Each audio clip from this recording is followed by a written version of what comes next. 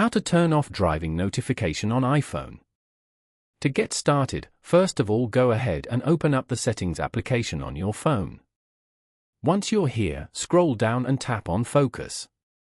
Focus lets you customize your devices and silence calls and notifications. As you can see, your phone is now in Do Not Disturb mode. From the options, tap on Driving.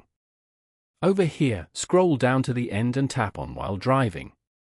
From here, you can choose how you want to activate the driving mode. Select Manually. Driving focus can also be activated manually from Control Center. This way, you get more control over your experience with the device and how you use it.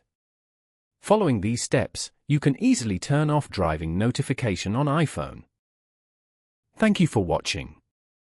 Please leave a like if this tutorial helped you, or leave a comment below if you have any questions related to the video.